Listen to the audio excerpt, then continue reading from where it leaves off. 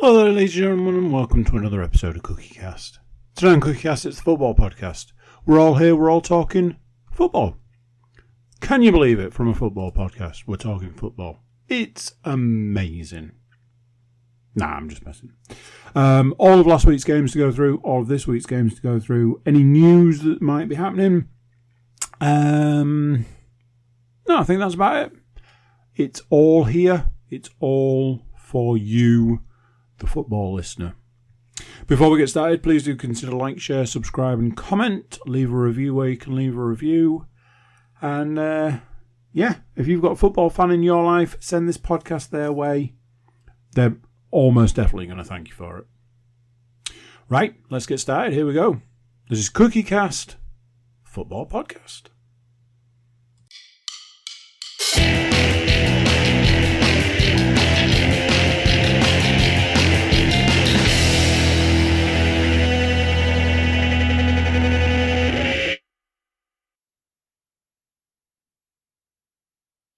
Now, as we found last week, Mr. Cook informed us on another podcast that apparently those words we just heard do not actually come through on the main feed. So us going, recording is indeed in progress, means absolute bullshit. So, welcome on in, ladies and gentlemen. Indeed, recording is in progress, but you wouldn't know that until I've just told you. Welcome along. It is your weekly update of football nonsense from us here at the CookieCast podcast network. Myself and Messrs. Cook, Woodmansey and Moore. How are we this week, gentlemen? Excellent. Good. You? Well, I'm fully caffeinated, so thank you very much. I am glorious. Let's waste no time, ladies and gentlemen. Oh, the dog dad is in. Let's waste no time, ladies and gentlemen. We'll jump straight in to the first game of last week, which saw Hull City take on Sheffield United under the Sky Sports Telebox lights. Would you have preferred that this one wasn't broadcast to the masses, Mr. Woodmansey? I'm currently in such a and this is a rarity for me, and this is going to be recorded, so therefore there will be evidence. I'm currently in such a good mood, and you had to bring me down by making me talk about the absolute shower of shite that was last Friday. As you can tell from that, ladies and gentlemen, it didn't exactly pan out very well for Hull City, going down 2-0 to Sheffield United on the night. We were supposed to be moving on. We haven't. We're still playing tap it across the back line. The keeper is higher than Rob Van Dam on many occasions. Shout out for the wrestling fans amongst you. It's not great. They're not good. They can't do that. We had 68% of the possession and absolutely nothing to show for it. So it was a fairly balanced game. Kiefer Moore got a little bit of stick, as you'd expect, seeing as he'd all but signed for Hull and then decided to go to Sheffield United, as he trotted out in the starting 11. But yeah, we got a corner about 14 minutes in. Short corner was taken to Balumi. Balumi decided that he wasn't going to cross it when he had plenty of time and space. He was going to stand still with it and what can only be described as fuck about. Came across, tackled him, and 3 passes later, we were 1-0 down. So it took Sheffield United 3 passes to get from their back line to their striker to score. We can't even get from fucking left back to right back in 3 passes at the moment in time. It is not fun. Apparently, across the course of the game, Hull completed 625 passes, and I think 600 of those were between the goalkeeper and the centre halves. The first half they didn't get much better. There was a lot of possession, again, nothing with it, and went into the second half, and the second goal was pretty much a repeat of the first, as in the sense it was a breakaway from a Hull corner, and all of a sudden we let another goal in. So the first goal, I should have said, was put away by Hamer, and the second goal was scored by McCallum. Now, the second goal was definitely more well taken. The ball went out onto the left wing, chased down by Kiefer Moore, who I suppose the polite way is used his strength, but what he actually did was pretty much eject Liam Miller into the first row of the crowd. It wasn't a foul. Liam Miller was just a pussy about it. And yet played the ball into McCallum, who then tucked it away. It was a good finish, the second one, but it should never have been in that position. Can probably tell that I'm a little bit annoyed about it still. This these amount of days later, and it's not just the manner of the performance, because in fairness, he made 3 substitutions in the second half. So Miller, Palmer, and Dramé came on. And to be fair, they did change the game for the better for Hull. They were all right. The team that basically finished the second half, I think, should be the starting lineup, his regular starting lineup. But we'll see how that goes. Tim Walter's hand was forced a little bit as Casey Palmer and Liam Miller were coming back from international duty. So there had to be a bit of chopping and changing. But the thing that annoyed me the most was the interview after the game. I don't know if I shared this with you guys because of how annoyed I was about it. Oh, you did? Yeah. So the question was put to the manager. 2-0 down, Tim. You've lost 2-0. What do you make of that? To which he responded, he was happy with the way they played. They played the way that he asked them to play. So you wanted them to lose. You wanted them to give the ball away from corners and absolutely fuck themselves over at every corner in that respect. Not great. They were booed off, and I would suggest that if the manager continues in the same vein, he will be very lucky to see the end of October, never mind the rest of his contract. It's not a great look. I think even just to win back some favour with the fans, you kind of have to sort of come out and say, yeah, it's not. There were some elements that I was potentially happy with, but that performance as a whole is just not good enough. We're not gonna put up with that at home in front of our own supporters. You have to sort of toe the party line, don't you? Really, and at least give them something. You can't just sort of try and pull the wool over people's eyes and pretend that it was all hunky dory when you've just been beaten 2-0. And no offence, could have been more.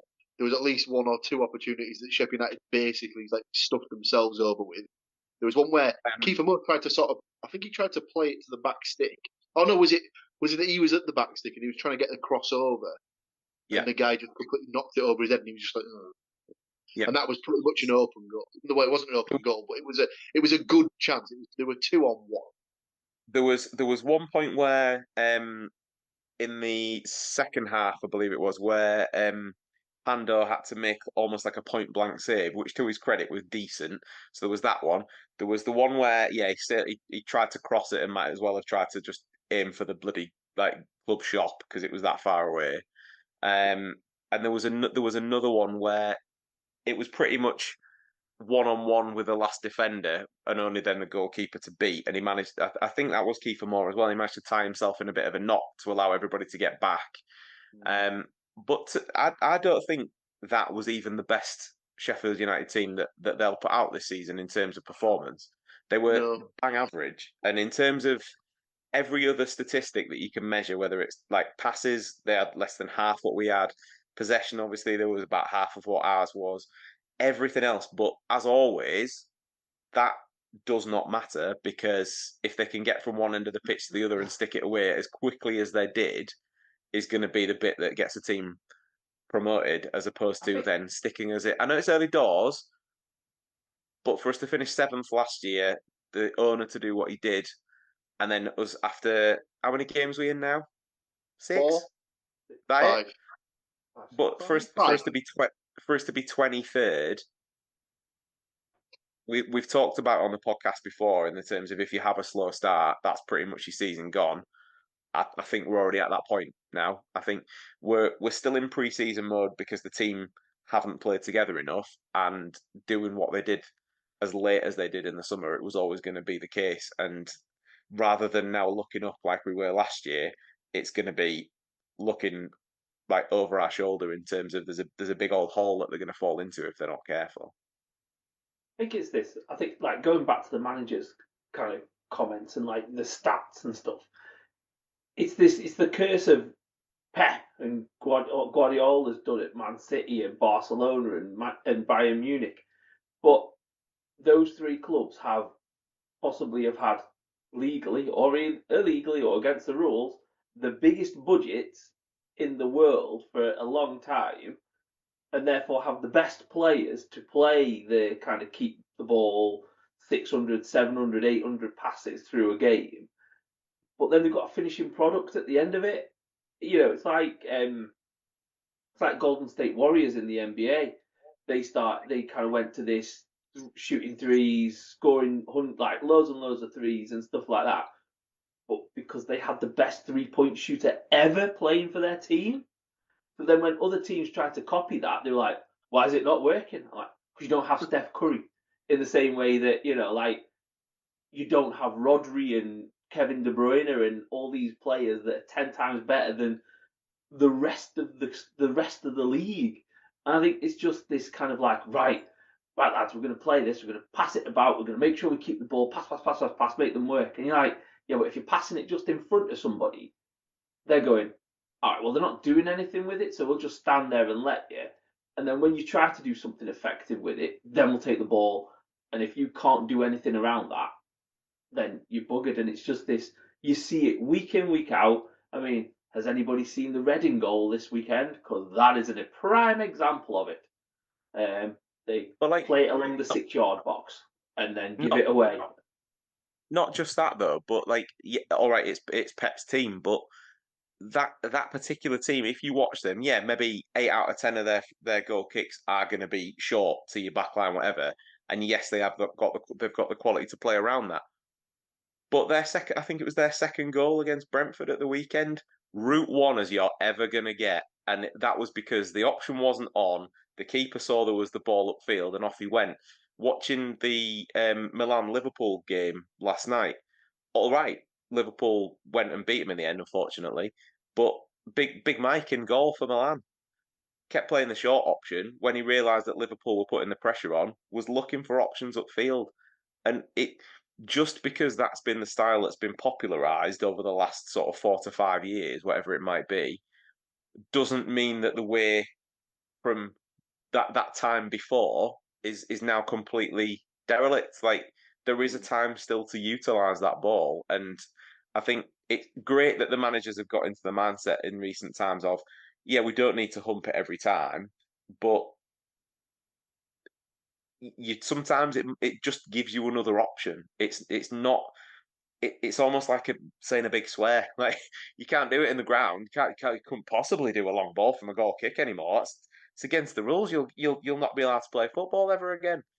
Well, that's the mistake you've made there. That's the mistake you've made there, Stuart, because you just said the word long ball, and obviously now it's officially classed as a long pass, isn't it? So I suppose that's the difference. That's only technically accurate because the ball is always the same length.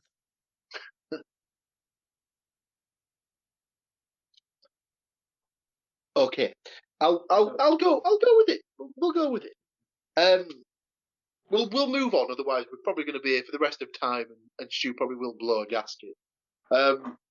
So predictions wise, no points for myself, Matt, or Randy on this one, as we all had. Well, myself and Matt had 1-1 draws.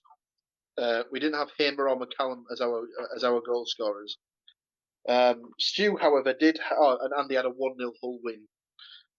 Stu, however, did go for a 2-1 Sheffield United win. Didn't pick Hamer or McCallum, so does get the point for the result. Let's move on to a more positive game, and we'll go to Liverpool versus Nottingham Forest.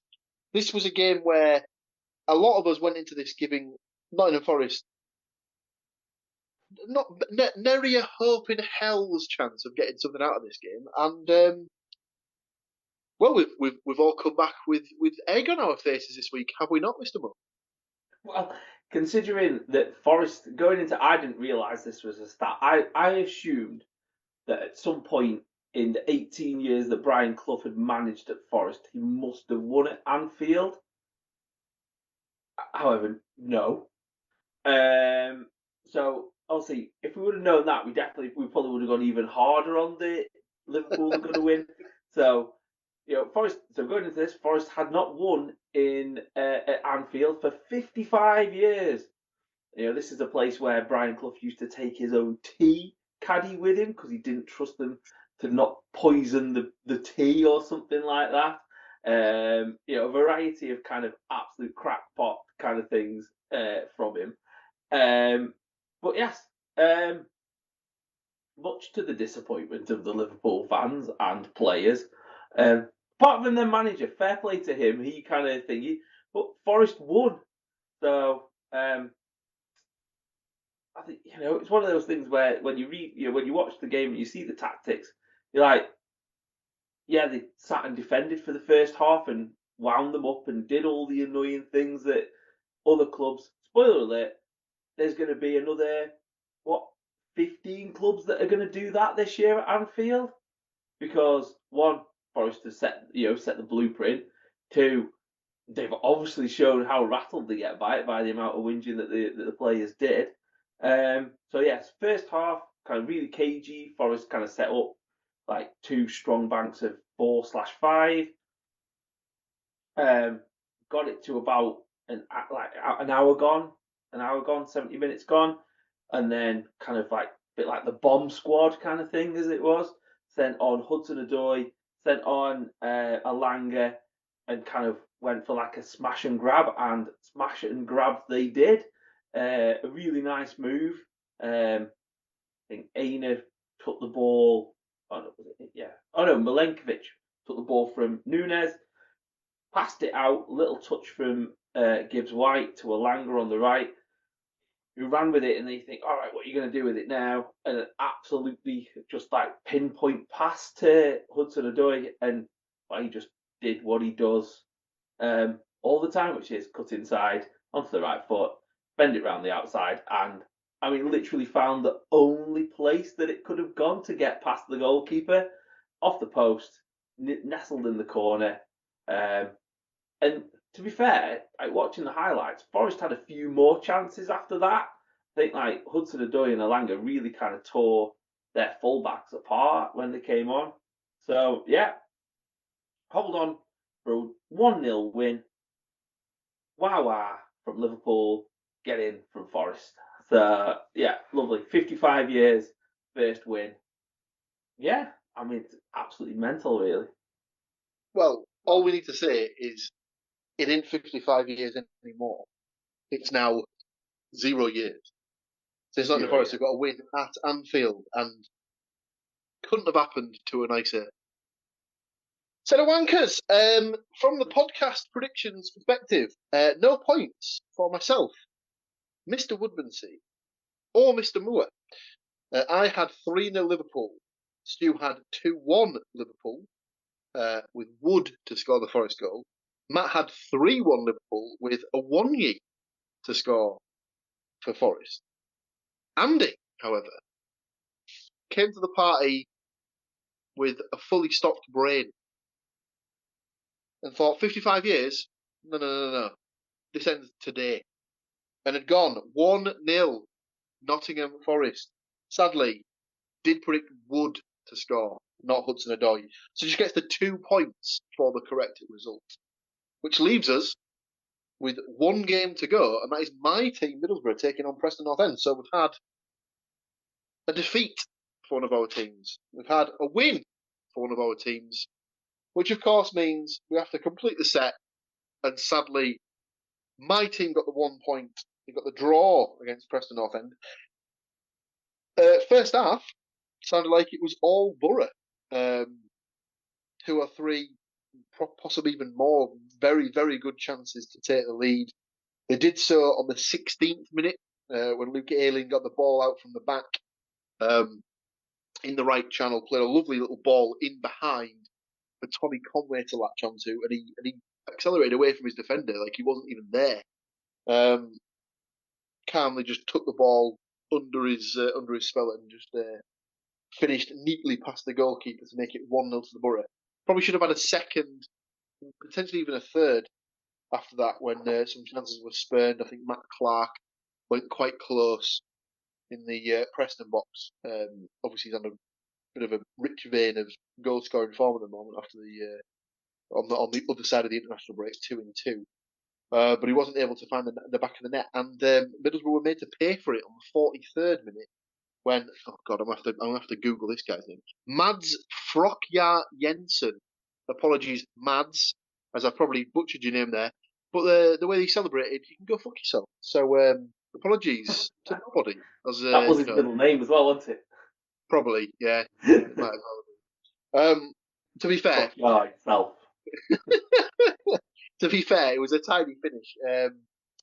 The ball was played in the middle of the park where I think it was Bergzorg tried to get on the end of it, but he was muscled out of it by one of the Preston North End players who passed the ball out to Potts on the right-hand side, who looked up, saw that Frokja Jensen was arriving unmarked into the penalty area. Lovely little crossing for him to finish first time from around 12 yards out. Just one of those goals where you probably watch it back and think, how have they not stopped that? But it was a good finish. One of those passing moves where you can just say, yeah, fair enough. Maybe if the guys had tracked his run, probably would have been able to stop it, but they didn't. So we can't say it. So. I think the game kind of petered out in the second half. I think Borough had a couple more chances. They almost got caught right at the end with the Preston breakaway, but sadly neither team was able to hit the back of the net to get a winner. So it petered out to a 1-1 draw. Sadly, no points from a result perspective, as we all had varying degrees of Middlesbrough win. Andy had gone 2-0, Latelath and Bergzorg to score. The rest of us had all gone 2-1. Surprisingly enough, none of us had Frokja Jensen as our goal scorer, because who the fuck is that? I had Azaz and Bergzorg. Stu and Matt both had Conway in their predictions, so do get themselves a bonus point there. Which means, after our 3 games for the week, the only person on 0 points is this guy right here. Oh dear. Matt, 1 point with his Conway pick from the last game, snuck in there with a single point. But drawing the week with 2 points apiece, it is Mr. Woodmansey and Mr. Cook. Very well done to you boys. It's another short week, lads, as we've only got 3 games to go through once again on the podcast. So before we bring you, and in a lesser spotted phenomenon, all 3 teams on Big Boy Sky TV this week, starting on the Friday evening. The first game is Stoke City versus Hull City. We are going to take a short break just to compose ourselves before we give you our Stoke versus Hull picks. So don't touch that dial. We'll be right back after these short messages.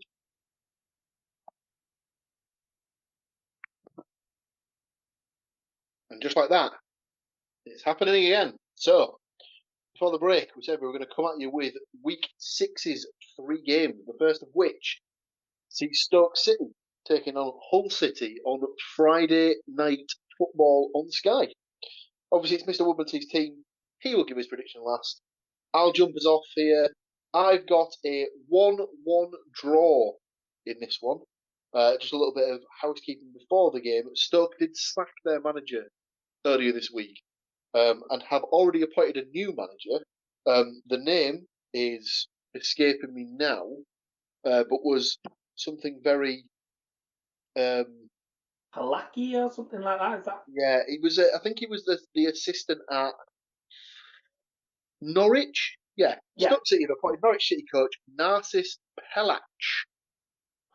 Probably again absolutely butchered, as their new manager on a 3-year contract. The 36-year-old Catalan. Oh, so he might be from the pep tree, might he? I see. So there is obviously the possibility that Stoke will get the new manager bounce. But I don't think so. So I've gone for a 1-1 draw. I've gone for a goal for Cannon as I believe he was also linked with Hull in the in the closing days of the transfer window, but obviously chose Stoke. And Badia. Matt? I've also gone for a 1-1 draw. Can Hull do it on a rainy night in Stoke, or rainy Friday night in Stoke? Kind of.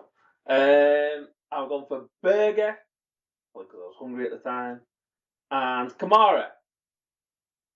So Berger for Stoke, Kamara for Hull. Lovely stuff. Andy?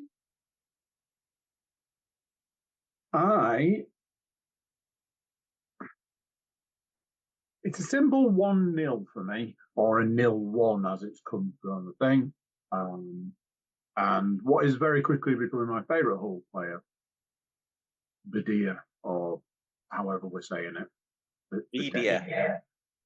Badia. Let's not call him Bidea, unless he does, really, really struggle to, not be shit. Stu, how do you see it going for your lads? Part of me wants to put 3-0 Stoke the way it's going, but I've tried to stay optimistic, and I also have a 1-1 draw. I also have Cannon for the exact reason that you specified, and the only thing keeping our predictions from being identical is the fact that I have gone with Marvin Malem to score the equalising goal for Hull. Oh, so not only does he see it being a 1-1 draw, he sees Hull going behind in a game yet again this season. We move. But it's all right though. It's okay because that'll be the way that he wants them to play. Never let them know your first move, even if your first move is to always concede the first goal. And likely from a corner that we've won or something like that.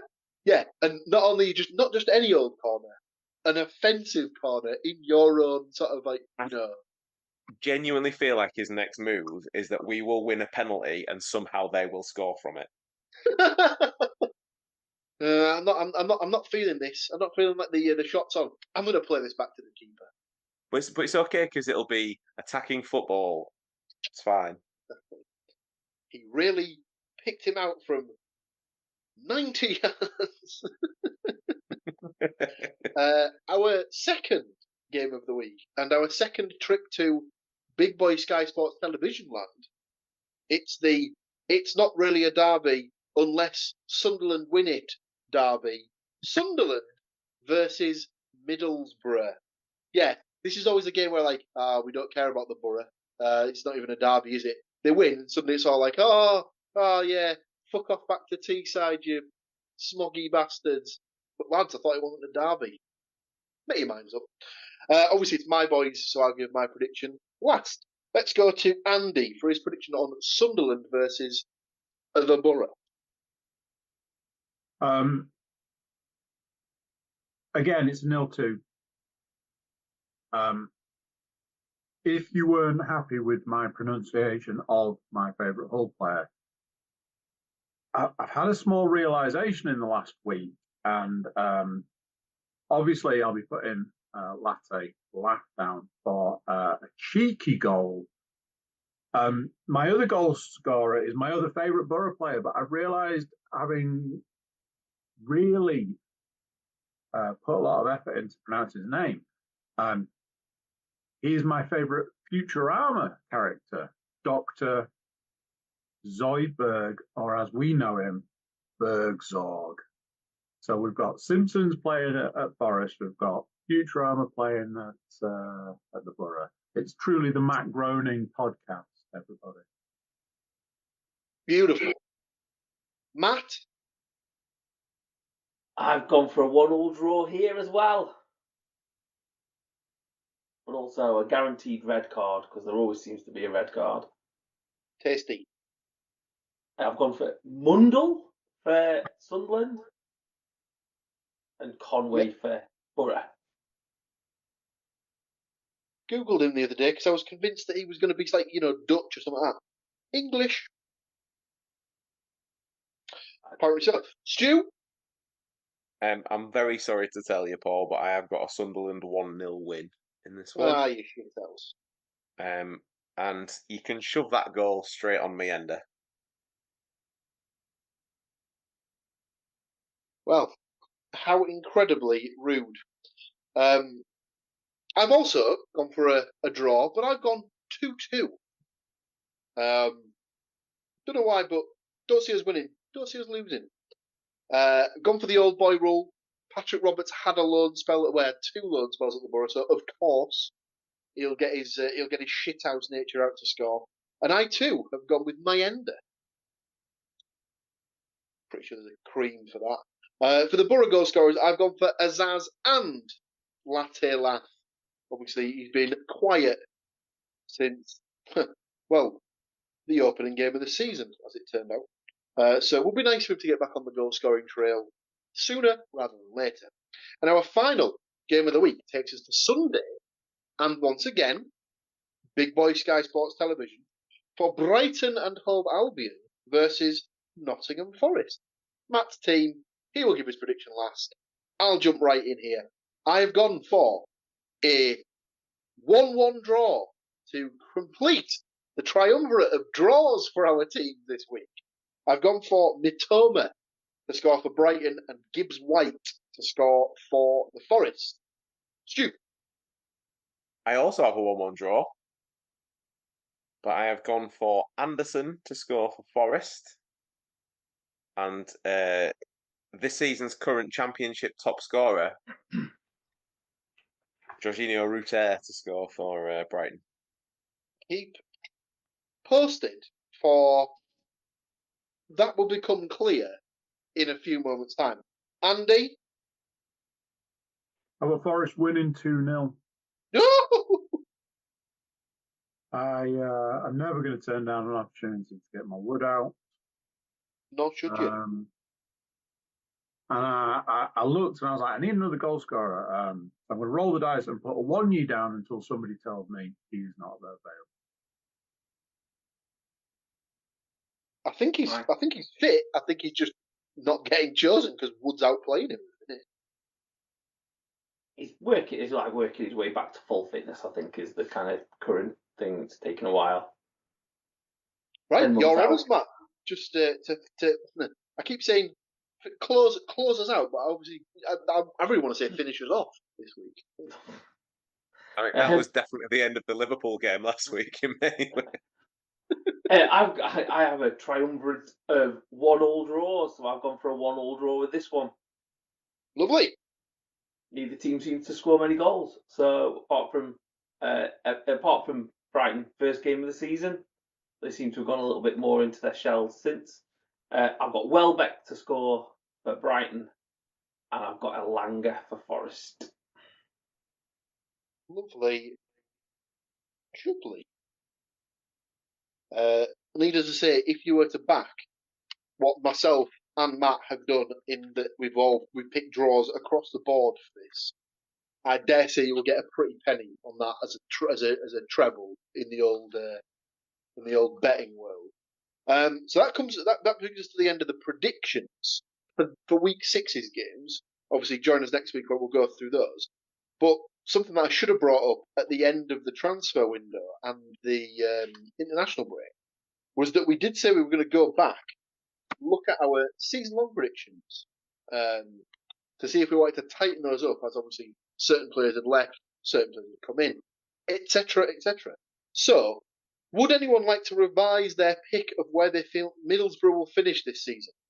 I have them finishing 5th, as does Matt.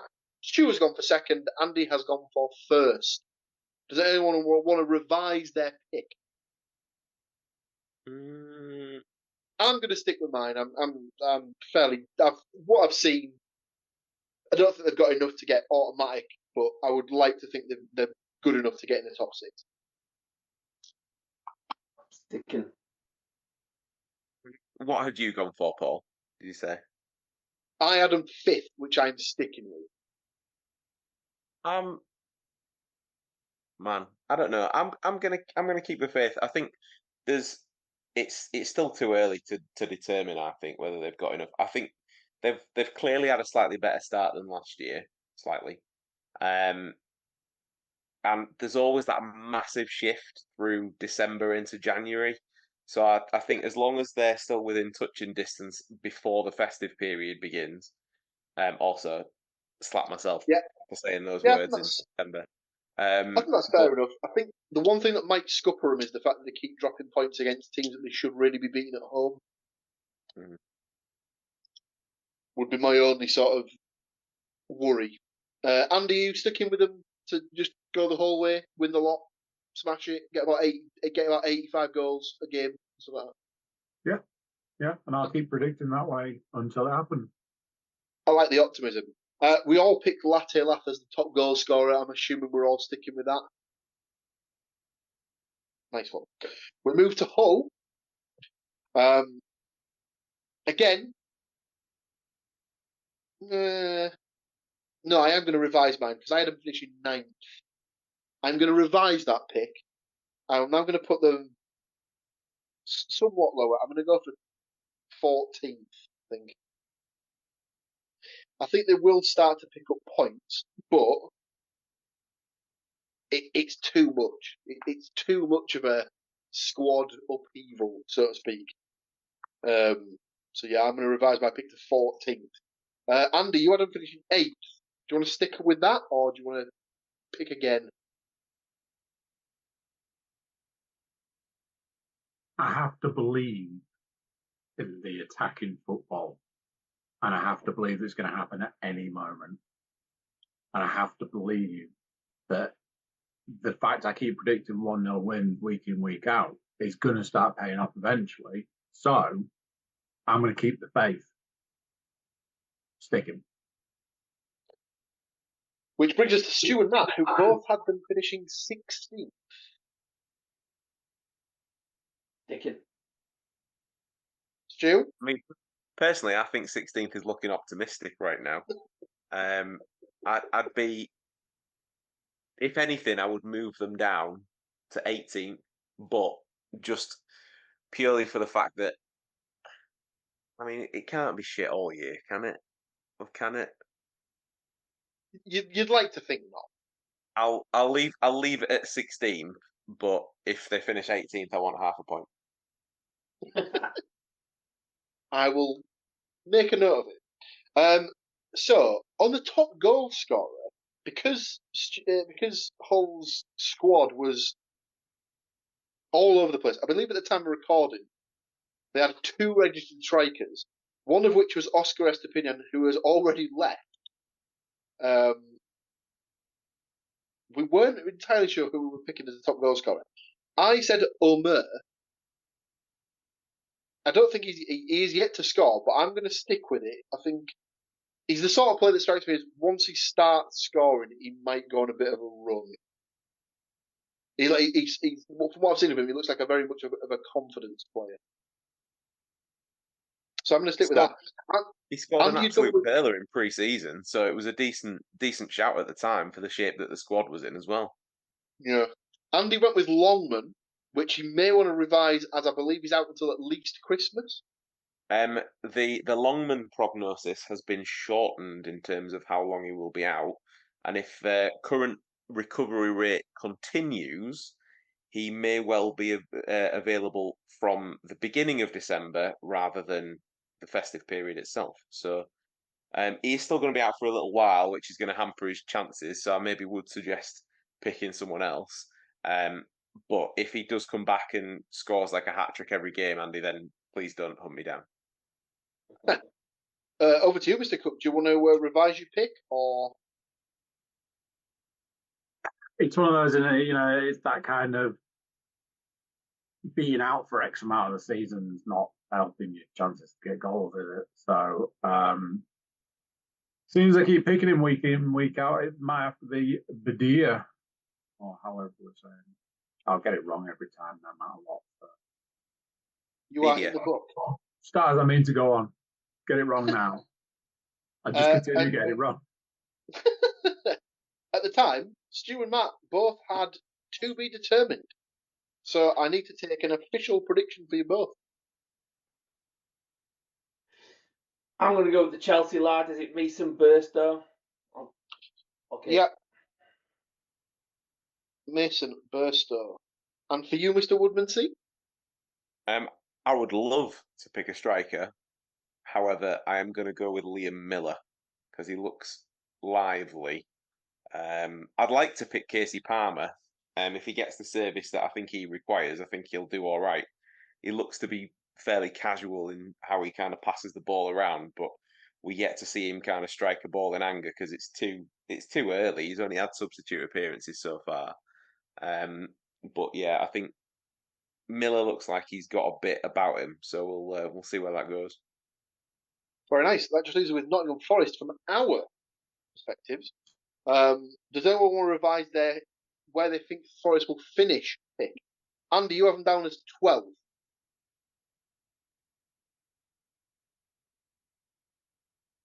I mean, this is the team that beat Liverpool last week. I think we might have to take this one a touch higher.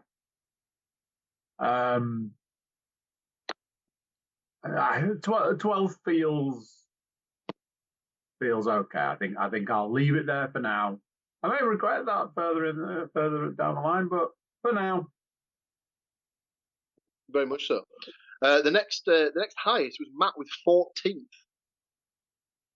I'm sticking with that, yeah. Get a bit giddy and go, whoa, 10. But what I was thinking. We'll stick with 14. I'm realistic. Stu had 15th. Yeah, I'm gonna stick. I think they've had a belting start. I worry that every team tends to hit a sticky patch. So how sticky is said patch going to be? Would be my question. Very true. I too will stick with my 16th pick. Like you said, they've started the season very well. However, I think it'll be a case of how will they react if they do it a patch where they lose maybe 4 or 5 on the spin, potentially. As for the top goal scorers, I went with Hudson-Odoi, and after his goal against Liverpool at the weekend, I'm very much happy to stick with that. Stu has the same. Are you wanting to stick? Yeah, same. Andy just has his wood everywhere, it would appear. And I'm assuming you're not going to change that. I am changing my wood for no man. Again, nor should you, my friend. And Matt had gone with a Wonyi with an asterisk of a new signing that he was absolutely adamant was mere days away from coming through the door. And definitely never happened. It was like this. Yeah, they're there. It's through the door. I mean, Eddie and Nketiah, it was like terms have been agreed and all that kind of thing. I'm gonna stick with Taiwo because I just don't think Chris Wood will last. So that now brings us to our season-long predictions. Now, I'm definitely going to have to revise my season-long championship top goal scorer prediction, as I had Jorginho Rutter, who now plays in the Premier League for Brighton, as Mr. Woodmansey predicted with his goal scorer in the Nottingham Forest game. So I will have to make a revised selection. Who started well? If I think, where did I have West Brom? I didn't have West Brom as going up, whereas obviously Madger would probably be the sensible pick there. Who have Leeds picked? Who have Leeds signed as like replacement? They kept their Willie, to be fair. So would he be They've still got Joel Pirot on the books, Paul. Why are you looking anywhere else? Yeah, let's just move on. Definitely not. I don't even think you can get a game for him. Oh, he scored against us, so very much have Well, that. what I'd say is the person who was top scorer last year was Smodic at Blackburn, and they finished what 20th. Yeah, just about avoiding relegation. Almost went down. Yeah.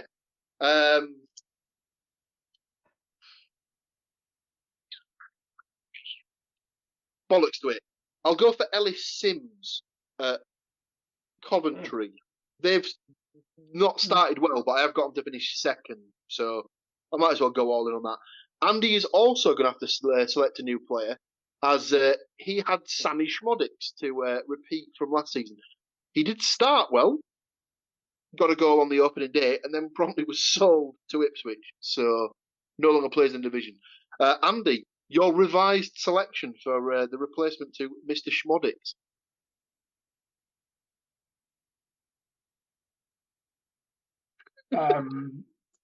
PBD. If it helps, Stu had Latte Lath, and Matt's gone for Elijah Adebayo at Luton. Well, I mean, Latte, yeah. Yeah? Seems like a reasonable shout. I'll stick you down for Latte Lath. We already heard that Matt is sticking with his Elijah Adebayo pick, I believe. Does that mean that Stu's sticking with his Latte Lath pick? No, I'm sorry, Paul. I'm gonna change. Yes, fine. After what I saw the other night, and seemingly it wasn't his first rodeo, I'm gonna go for Gustavo Hamer from Sheffield United. Yeah, annoyingly, I do like that pick. There was talk he was potentially a target for Leeds as the transfer window was closing, and I'm just very thankful that he didn't go, as he is a very, very tidy player. Don't worry, you'll go to Ipswich in January when they get desperate for more quality championship players to add to their squad. Yeah, not ideal. On that note, shout out for Jacob Greaves as he got the Player of the Month for Ipswich in the Premier League in his first ever month in the Premier League. Former Hull player and Hull lad, of course. So I was quite chuffed for him in that. Ipswich can go fuck themselves. They've spent a fortune this summer, and no one's batted an eyelid. Invariably, we've gone, oh, it's a really good buying strategy, that. On the plus side, they've really sorted out what will be our financial fair play, so there is that. Yeah. Listen, we can sum it up perfectly with what everyone says. They are putting together a phenomenal Championship 2025-26 squad. Yeah, get your bets in. Speaking Not of which, you, Finale, not you. no. At the start of the season, we all were asked to predict who we thought would win the league. I went with Leeds, which I'm not changing. Stuart also gone for Leeds. Are you sticking with that, or do you want to change? Yeah,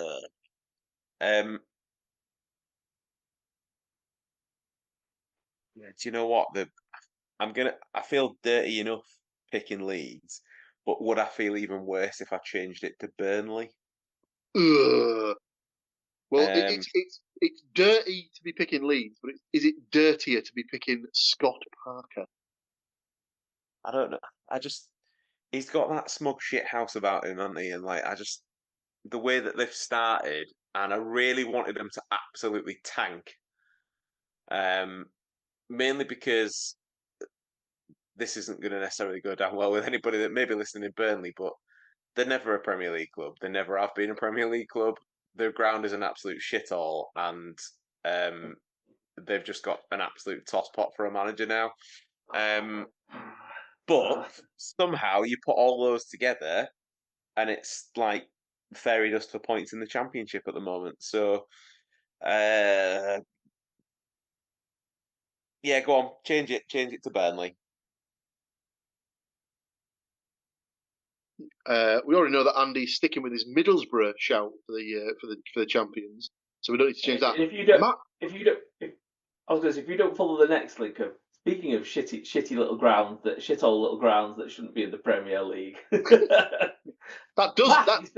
Speaking of which, that does bring us to Matt's Luton selection. Actually, yes, I'm sticking with it. Look at this man. Convictions right there. Stu stuck with his Borough selection of second, so I don't need to change that. I went with Coventry because I've gone all in on Sims to be the top goal scorer. I'm going to stick with Cov. They'll probably get it right. Matt Robbins is a good manager. Matt had gone for Leeds to finish second. I'm assuming you're probably not going to want to change that. Yeah, felt bad enough saying it then. I don't want to say it again. Andy has gone for Norwich. Sticking with that, or do you want to change it? They did sell their best player.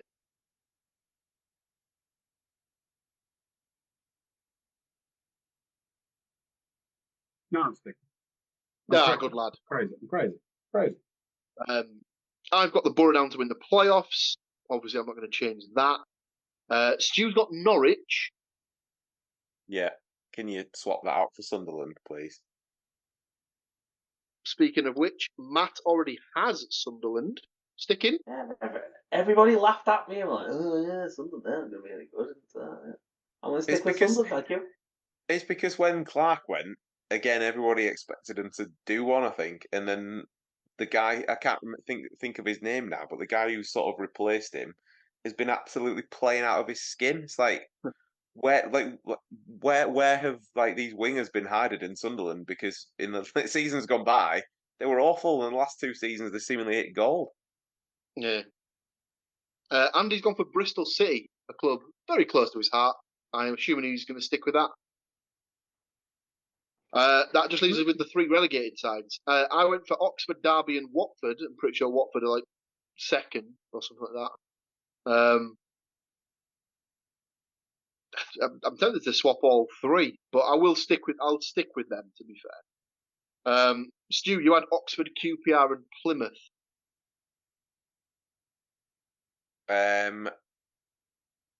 Yeah, the Oxford one's looking a little silly now, isn't it? Yeah, there's time. Yeah, there's time. The QPR one's not amazing. Can we swap out QPR for Portsmouth?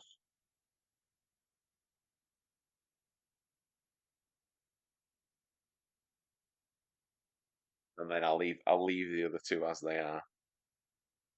Matt, you've got exactly the same 3: Oxford, QPR, and Plymouth.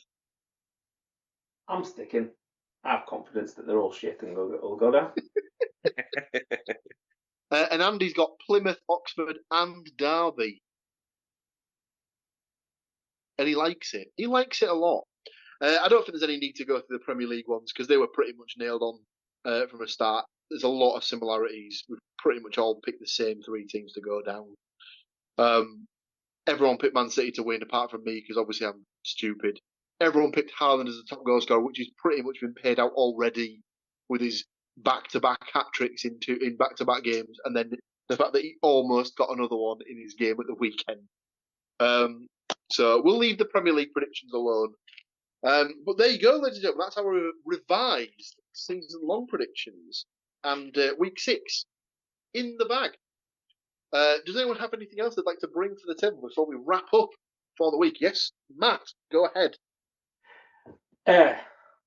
What order shall I do this in?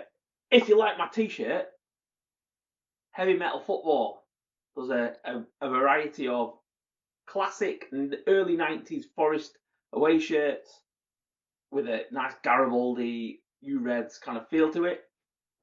Just a one-man band.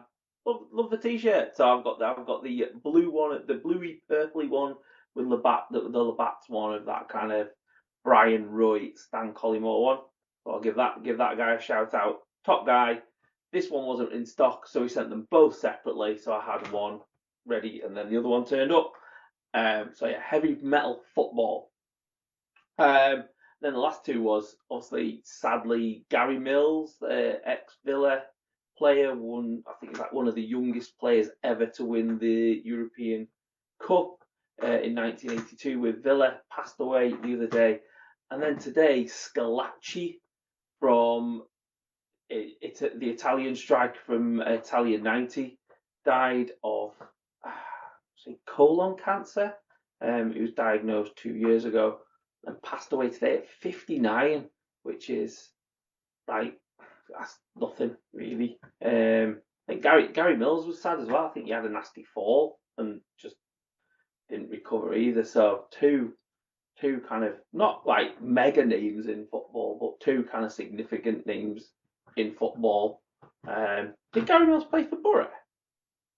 It's not a name I recognise, but I mean, a lot of my Borough sort of knowledge is from like the sort of the more recent times, to be honest with you. Potentially. I mean, Scalacci is like an etched kind of memory from, but me personally anyway, like 1990 World Cup was the first one that I watched properly, and him scoring goals for Italy, like a proper poacher goal as well. So yeah, those two sad passings, as it were.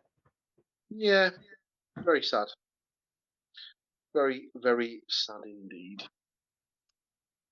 Well, as sad as it is to finish on that sad note, we do have to finish somewhere, unfortunately. So, hopefully, we'll be able to bring you some nicer news to end with next week. But thank you, as always, to these three gentlemen for going through the ups and downs of their teams' goings on. Join us again next week, where we'll break it all down. If you're new here, maybe think of throwing a little like, share, subscribe to the channel on YouTube if you're watching along. Obviously, like we said before, there's an awful lot of material on the channel: football, NFL, wrestling, the F1 from the guys over at the F1 podcast. Mr.